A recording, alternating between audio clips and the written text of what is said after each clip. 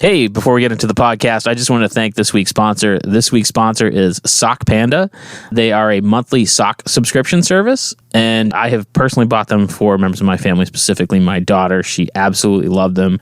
Once a month, she'd be able to go out to the mailbox and get a new pair of socks, and it was always a surprise on like what they were. Sometimes it was like a surfing squirrel, and other times there were aliens. It was just pretty much all sorts of socks for everything you could possibly imagine. And they have men's socks, women's socks, tween socks, kids socks, and you can go on and you can purchase just one set, or you can get a subscription, and it makes for a great gift. And we're heading into the holiday season, and supply chains are an issue, so this is going to be a great gift that gives for the whole year or 6 months or however long you want to sign up for the sock subscription. And even better than that, the Sock Panda team is dedicated to using its socks to make the world a better place. The company donates socks to those in need for every purchase. As of today, the company has donated over 141,000 pairs of socks to homeless shelters, low-income senior centers, hospitals, and underprivileged classrooms throughout the country. You can't go wrong with Sock Panda. They make great stuff, and they do great things. And today, they're giving our listeners a 15% discount. So you can go to sockpanda.com/discounts/Inebri-art15 to get 15% off your order. And we just want to say thank you to them for sponsoring the show. And make sure you go there and get some socks for yourself or for your loved ones this holiday season.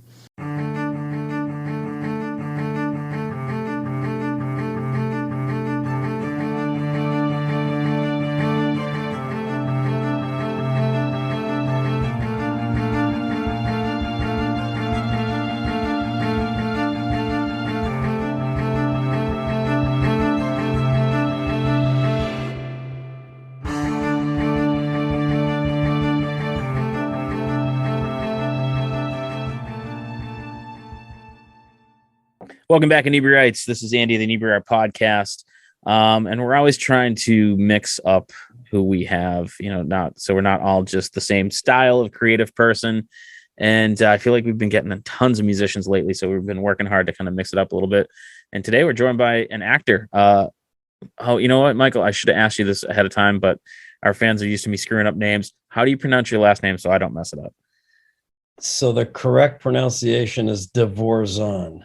DeVorzon. Okay, I feel like I would have probably came pretty close to that, but well, pretty close is a good start. It's kind of my thing. I tend to screw up names all the time. But Michael, welcome to the show. Thanks, Andy. Thanks for having me. So, an actor, and you came across my emails because you got a new movie coming out, and Deadlock. I think I've heard of it. Yes. Deadlock. You paused for so long. And I'm like, oh my God, did I just screw that up? No, I thought for a second you were like, oh my God, I've got the wrong guy on the show. Yeah, kind of I'm pretty sure that was a great expression. Thanks for that. That was really genuinely brilliant. Yes. So the movie's called Deadlock, and it's out everywhere in theaters and VOD and on demand on December 3rd. Oh, so it actually will be out by the time this goes up, so our listeners can check that out. The thing that really surprised me about this and caught my attention most is it's got this new up and coming actor in it, Bruce Willis. I mean, some people might have heard of him, but he plays a bad guy in this. Yeah, I've heard of him. Yeah, he's done a few romantic comedies, right? I think so. Known for initially, and then he got into the action genre. Yeah, I think he's working on a Hamlet or something. Yeah, that's what I heard. Yeah, so I know. I thought that was particularly appealing, was to see him as the villain, because I think it's safe to say a lot of us, most of us, I'll speak for myself, I definitely think of him as always being the hero, as always being the badass, cool hand Luke hero, and so. For him to be taking on the role of a straight up villain, on a mission, I thought that I was, hoping that would be an interesting turn for him as an actor and for people to want to watch that. I always find that not surprising, but I think it's kind of like a typical thing when you get to that kind of, like him, Will Smith, Tom Cruise, they're always like the hero, the action adventure guy. And I feel like a lot of actors, at least the ones I talk to, really enjoy playing the villains. How do you feel? Would you rather be the good guy? Would you rather be the villain? Or?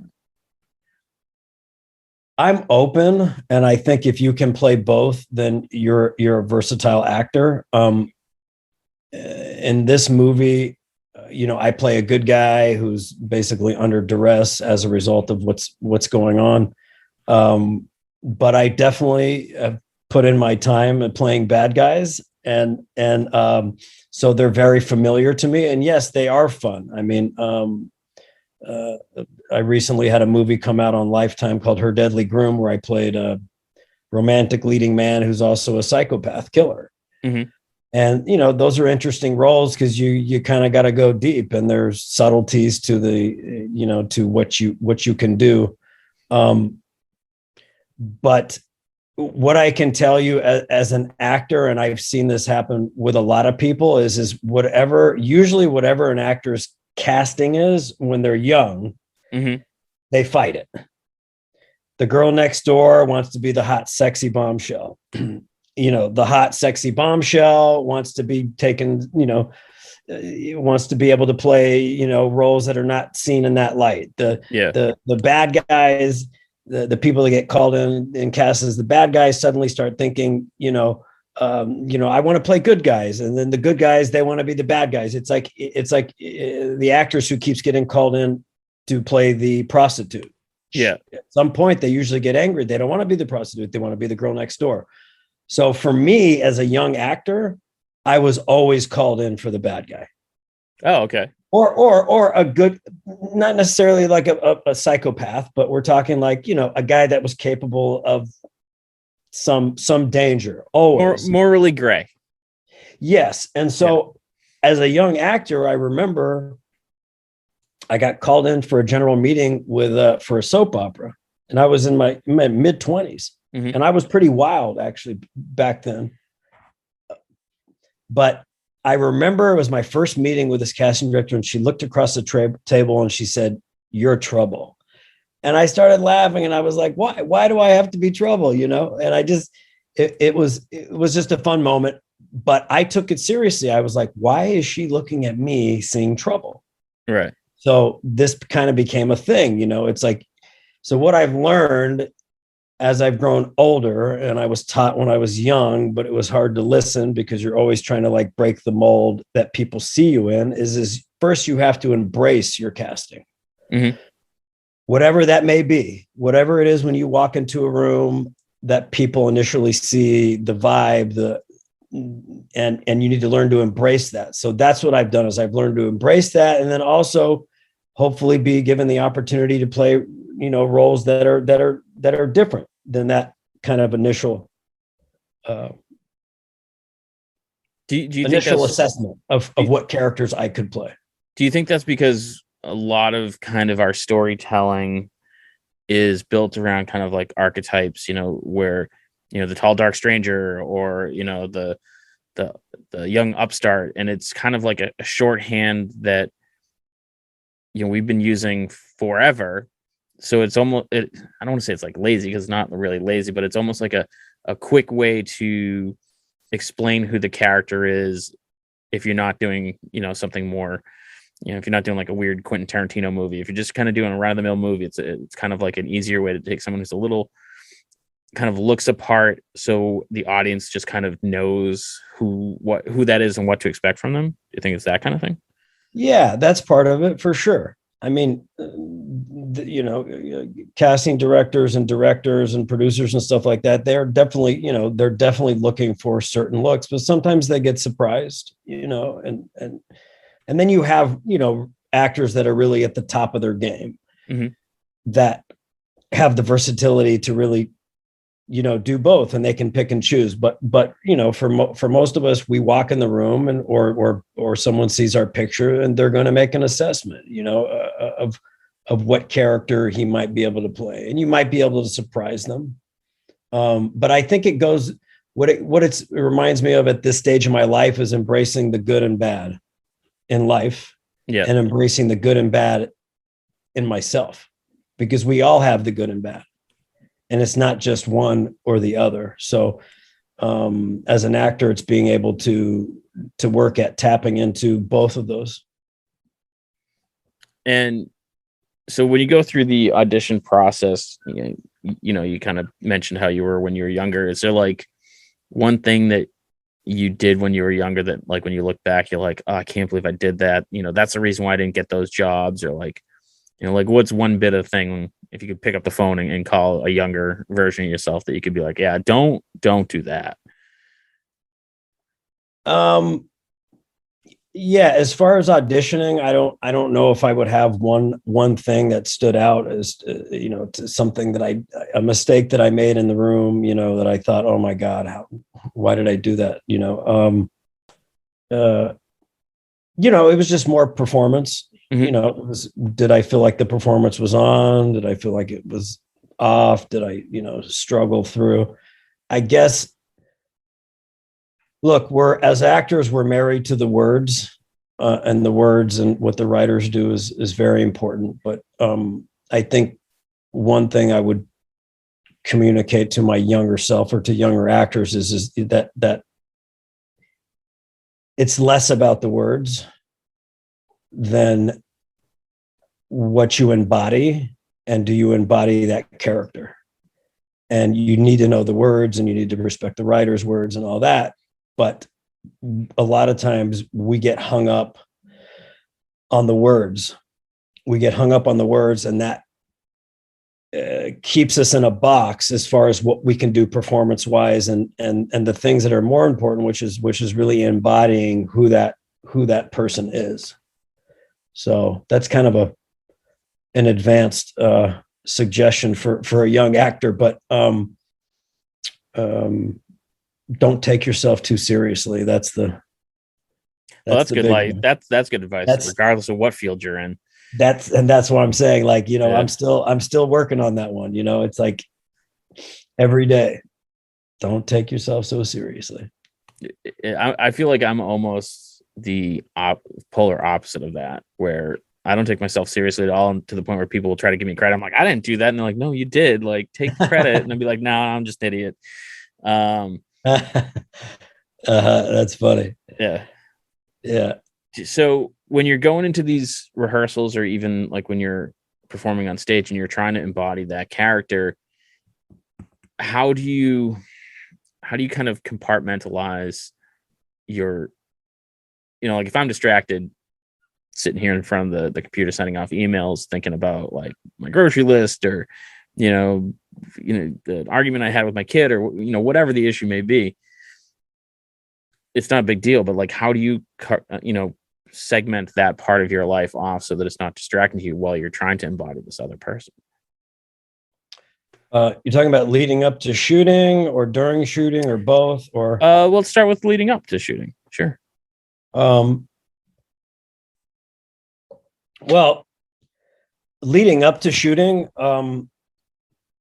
look, life's still going to happen. I mean, the phone's going to ring, emails are going to come through. There's going to be, responsibilities that need to be taken care of. But I suppose it's, I really just make an effort to spend as much time as I can with the material, with building a character, with understanding the arc of the story, with understanding the arc of my character. And, I suppose it's like, it's still that old thing of like, crunching all the homework before your finals. It's like life still happens, and like there's that old thing of I want to do anything except for what I have to do, and so it's like, I got to take this call, but do you really have to, so I try to really stay focused. I try to block out a lot of what's going on and only do things that are essential leading up to the shoot. And then it depends what kind of project it is. If you have a lot of time on set, mm-hmm. Sitting around waiting to do your scenes, you have more time to study the material, and you also have time to kind of handle whatever may be coming through the pipeline in life. But sometimes when you're shooting on a really fast shooting schedule, like was Deadlock and some of the other films I've done, like time is of the essence. There's no time.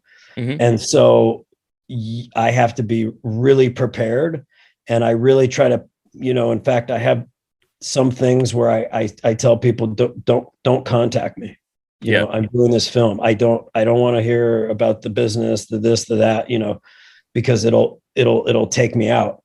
So I really try to stay with the material. And when you're shooting a lot of pages in a day, there's no time really for anything else. It's like prep for one scene, rehearse it, shoot it, then what's next? And and it's always prepping for the next thing. So it can be really exciting and thrilling, but it also, can really your focus is 100% on the material, on the film, on the project.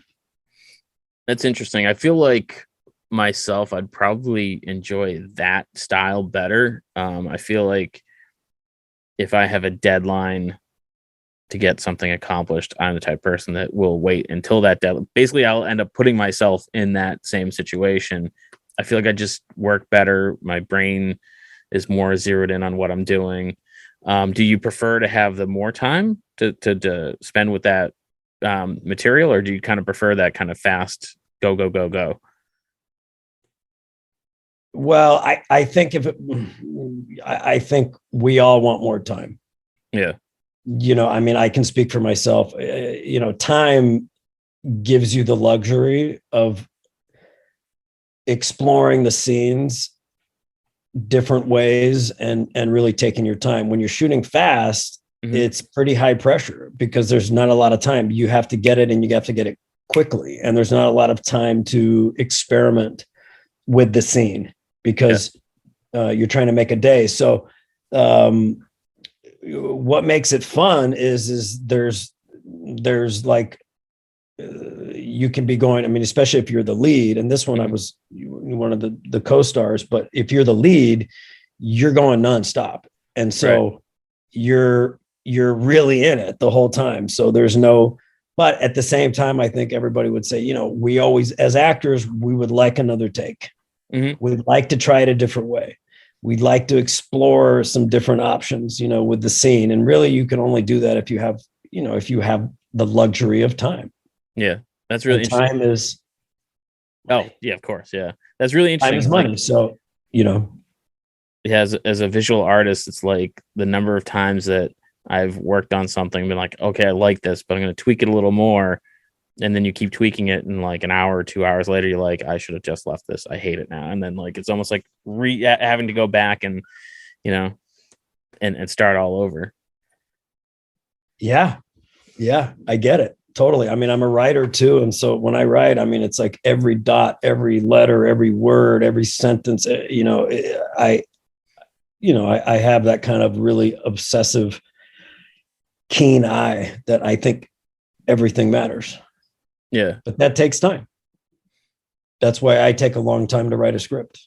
So I'm going to ask you this as advice for people who are writing scripts. I'm asking for a friend who may be just sticking their toe in to a script writing because they had an idea.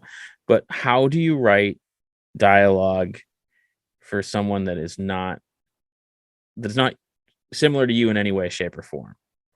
For instance, writing dialogue from a female perspective, I'm finding to be very difficult because I'm not female.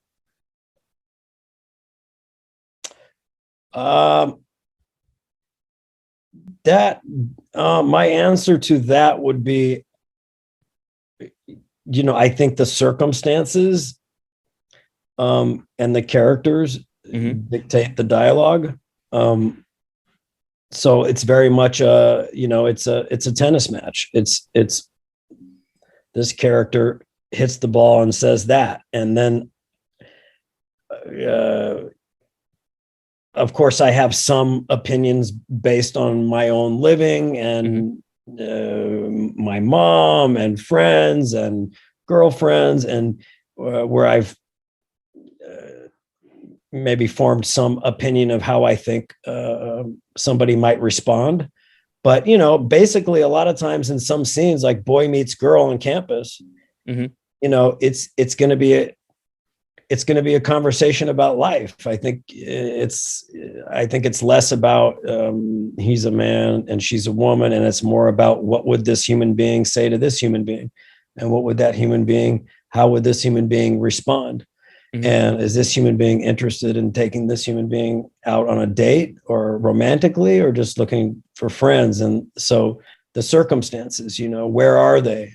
Are they on a college campus? Are they on a movie studio? Are they in a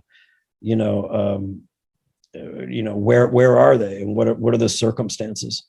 So I've written scripts where there's men, there's women, there's all different ethnicities, and it's never been a problem for me. I grew up with so many different with such a diverse background of people. Mm-hmm.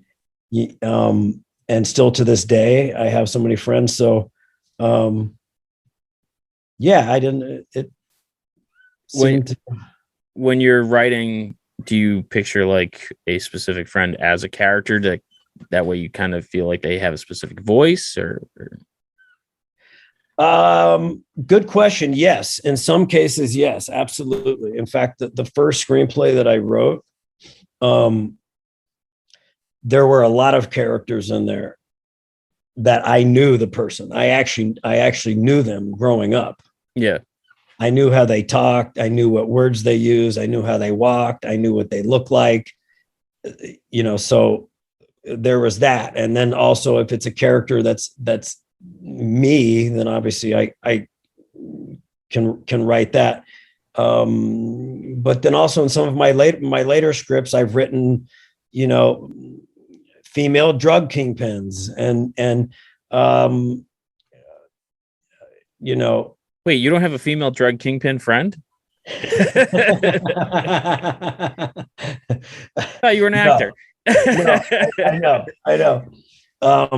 So it's just like using the imagination. It's like, what does she look like? Does she have long hair? Does she have short hair? Is she beautiful? Is she sexy? Is she mean looking? What does she look like? What does she dress like? And then how does she talk? It comes out like, in that particular case, they're overseas in another country. So she spoke English, but with an accent, mm-hmm. So in some cases, it helps if you have a character in mind or even a person in mind. Yeah. Even if there's a person in mind that that you've crossed paths with, whether it's the barista at the coffee shop, or it's somebody here, or it's a friend or somebody, and and you kind of can write it as if that person was going to be the character. And then, like in my most recent screenplay, which is a thriller where the female is a lead, I wrote this specifically for an actress that I know, but I didn't necessarily write the dialogue as she would say it, because she's very different actually than this character. Yeah. So yeah, I kind of find that helpful. Like, not that a specific actor would ever be cast in that role, but to, in my head, cast someone and be like, okay, that's who it is. Because then it almost gives like a meter to the way they speak. Like, I've seen them in things, so I kind of know how they speak. I know kind of their mannerisms and their tonality and how they would kind of like hit a punchline and respond to things. And I feel like that really was helpful to kind of give the right voice to the right character. Nice. Yeah. When you were younger, did you always want to write and act, or did one come before the other? Acting came first.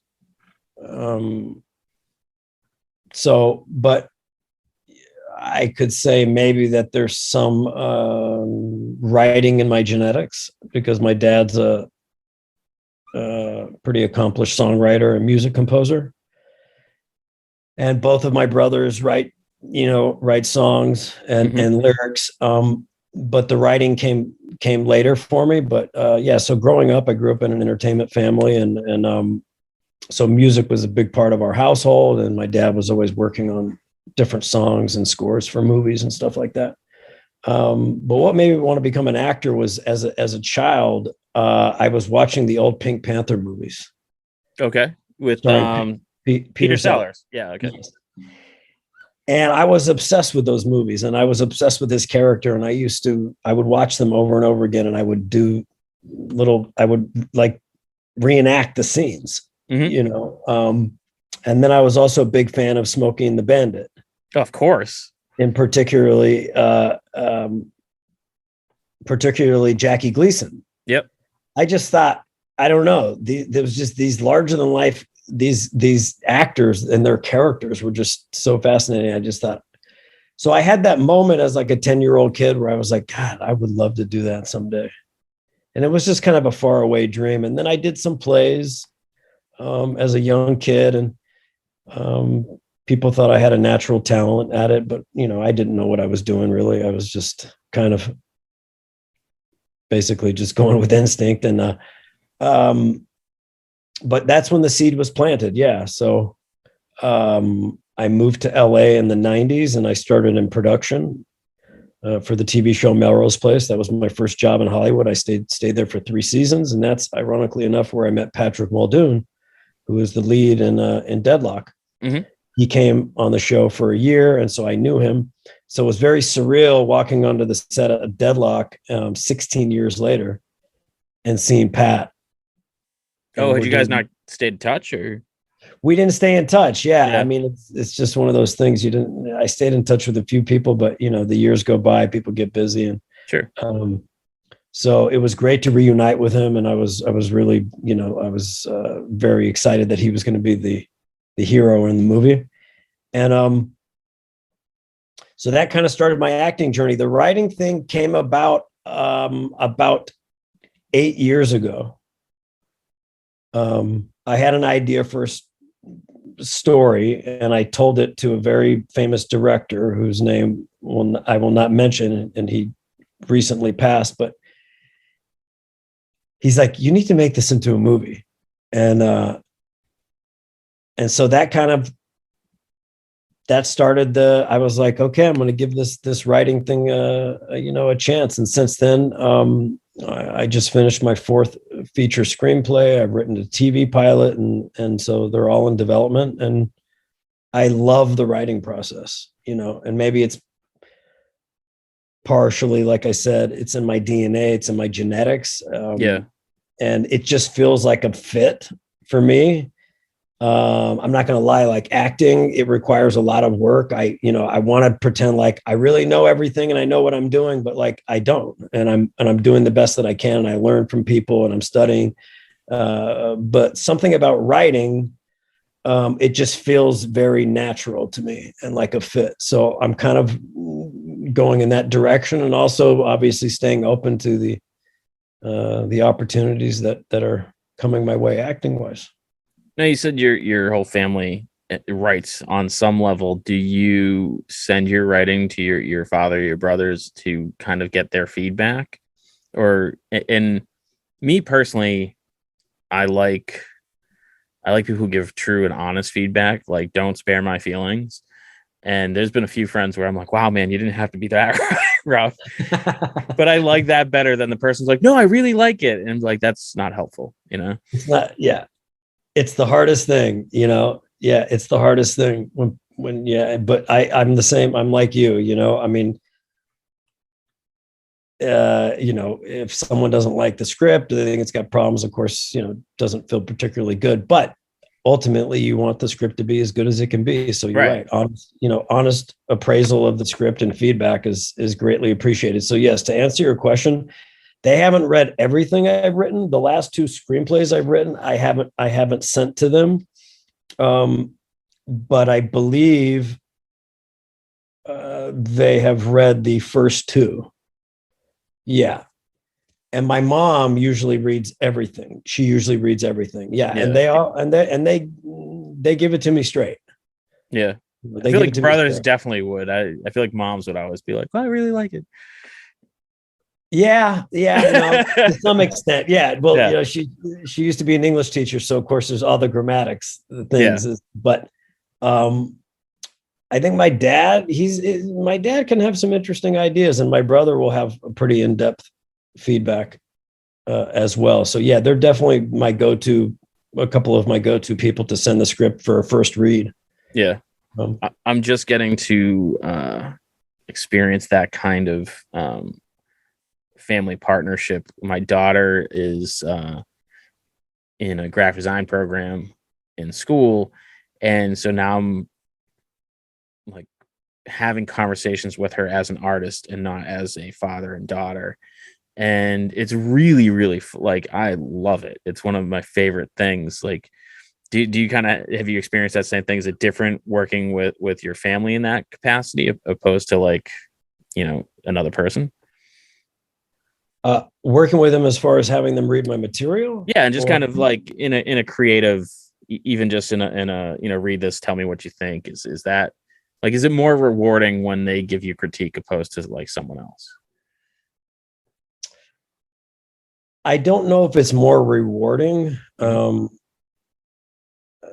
Like some really big time people have read some scripts of mine and given me feedback. So I've been honored that they would read it, because it's not you would think it's an easy ask, but it's not, to ask someone to even read a 30-page, pilot. Yeah.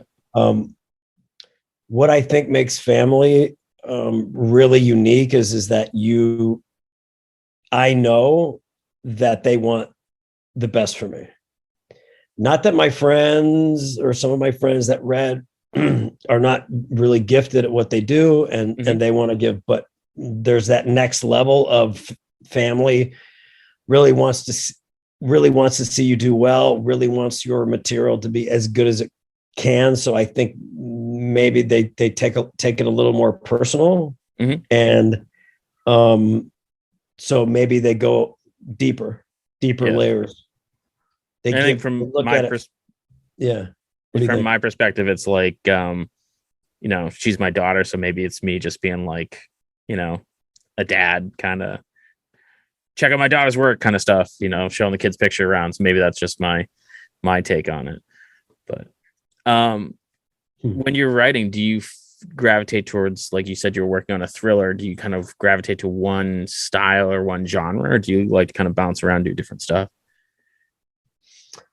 Yeah, I've bounced around and done different stuff. My first movie is a drama, is a dark, I wouldn't say a dark comedy. It's a drama with some really strong comedic elements. And then the second screenplay that I wrote is an adventure comedy. Okay. So that was something different, and the third screenplay I wrote was a small town love story using the Hallmark model. Okay. So that was different too. They say, write what you know. Well, what do I know about a small town and romance? Nothing. No, I know a little bit, but I studied some movies and I did the best I could. And I actually brought a co-writer on, a female. And so that worked out perfectly. So we wrote, it's not like I only wrote the male perspective and she wrote the female. We both were. Yeah. And so that was something new, that was doing something new, trying to do that genre. You said the Hallmark model, is that like a Christmas thing? Because I always think of like Hallmark as just making Christmas movies. That might just be...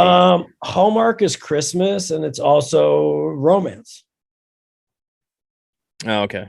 So and those two can cross over. Yeah. So a lot of them are Christmas romances, but some of them are just romances and or romantic comedies, or so that was something new. That was something different, challenging myself to do that. And then the thriller was my first thriller. Now, I filmed as an actor 3 thrillers. So that kind of introduced me to that genre. Not that I had never seen a thriller in the theaters. I have. Yeah. But this introduced me to the Lifetime thriller. Oh, okay. Yeah. Genre. Yeah. And so I had an idea, and I knew enough from the 3 films that I had shot of kind of the basics of what needed to be in the screenplay. And so we went about that, and I actually really liked that script. I feel like working on a thriller or a mystery has got to be daunting, because it always fascinates me when, there's that twist at the end, or they've done such a good job of kind of like seeding in little clues all along the way that you don't really see. But if you go, the Sixth Sense, is kind of that perfect, you find, spoiler alert, everybody, if you haven't seen it, Bruce Willis is dead. And then I remember in the theaters, like almost out loud going, no, he talked to people. And then like on the second viewing, you're like, no, he didn't. He was in the same room, but wasn't necessarily talking with the person. Was that a struggle to kind of like keep things in that kind of weird mystery thriller style? I mean, maybe Sixth Sense is not quite the right comparison, but I just find those kind of movies intimidating to even try and think about. Yeah, I mean, well, first of all, Sixth Sense is a major movies. Yeah. It's on a different level, but I know what you mean. And the first thing I do when I write is I usually do a very thorough outline, so I have an idea of what my roadmap is and where those twists and turns might be. And then once I start the script, then sometimes intuitively I'll have an idea, or we'll have an idea to do something. And so you kind of discover these twists as you're writing. And in some cases, we're going to have this surprise twist happen here in the third act. Yeah. And we're going to do a twist cliffhanger at the end. So sometimes what you're going to do, you don't know exactly what it's going to be. Maybe when you get there, you think, well, okay, we've gotten here. Here's where we are. What can we do? So yeah, that's definitely a key element, is having those twists and turns and little surprises throughout the movie. But I didn't find it to be, all that difficult. I think it was, it was something new. Yeah. Definitely something new. Yeah. Have you ever kind of had like maybe a specific scene idea where you're like, oh, this is going to, I love this scene. And then as the course of your writing or whatever, that quite doesn't fit and it hits the cutting room floor more or less. Do you ever then kind of like, okay, maybe I'm going to keep that scene in the back of my head and try to work it into a future project? Have you ever had that kind of sort of thing? I've never had the sort of thing where I hang on to a scene to put it aside for something in the future, but definitely part of writing is rewriting. Right. And so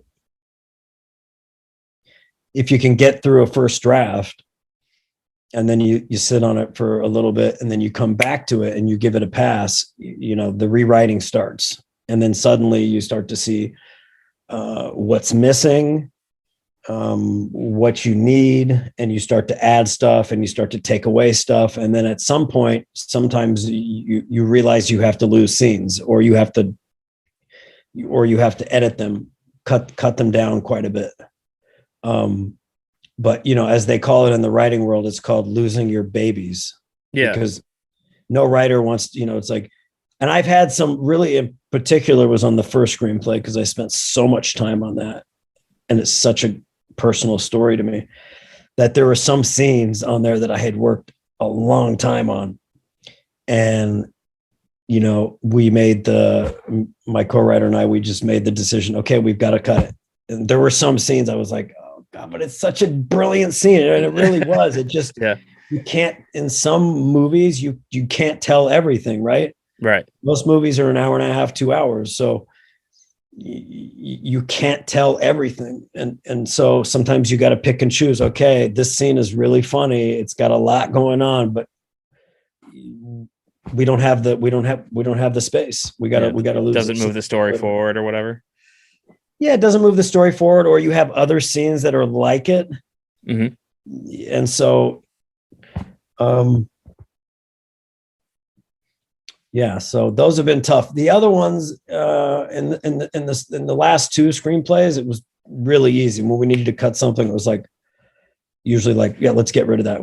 We agreed, like, we don't need that. It's too long. It's going on and on. It's redundant. It doesn't do anything for the story. Like, Yeah, I can imagine if that first one was a much more personal story, then it's harder, you know, of course. I mean, things that mean more to you are harder to kind of dispose of, you know. Yeah, and also in some scenes when it's just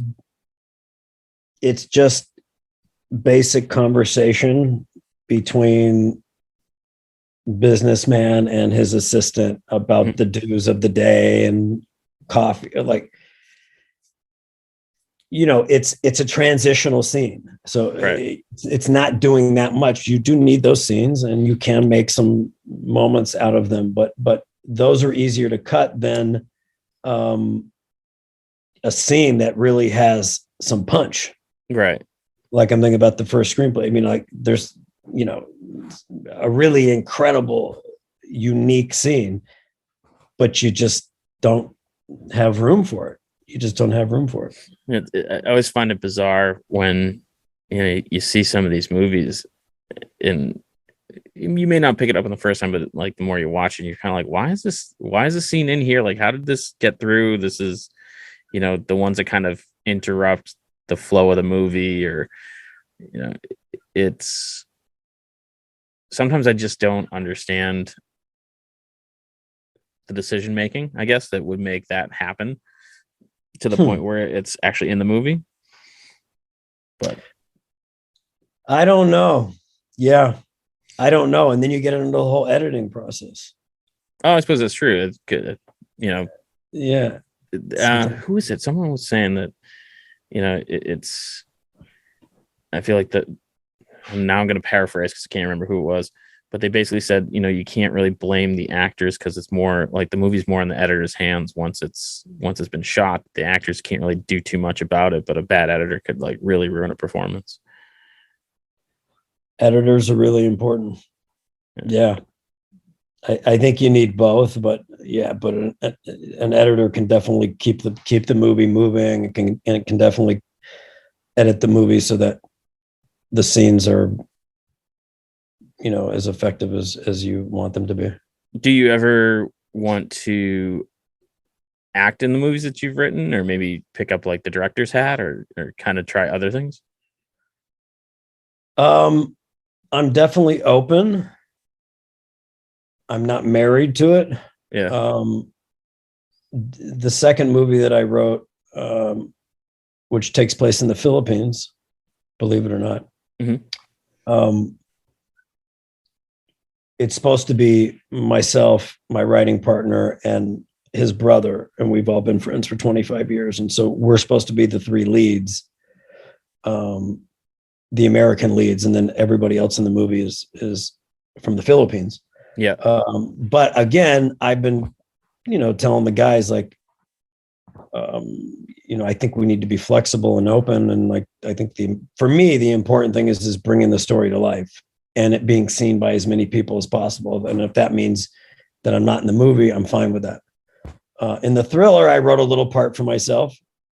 It's the opening scene with the female lead. It's one scene, and I didn't write there's all the other characters would not fit into my casting or age group ideally. Yeah.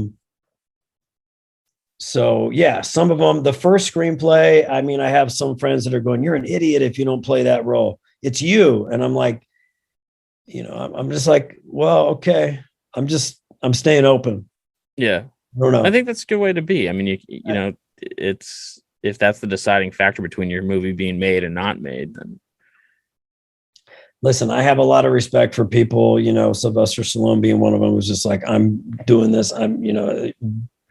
But for me, it's like, I don't have to. It's not going to, my top priority is the story coming to life and impacting people or entertaining them, depending on what the genre is. And so it's not one of those things of like, I absolutely have to play the title role or whatever it is. As far as directing, I wrote some shorts and I'm considering directing a couple of them. That's probably where I would start, just as an experiment. I like working with actors. I've got a good eye. I would never try to compare myself to what directors actually do, because they do so much. But I might try to direct a couple of those shorts for fun. I feel like there's been a lot of those, or more and more of those coming out. I remember maybe like late 90s, early 2000s.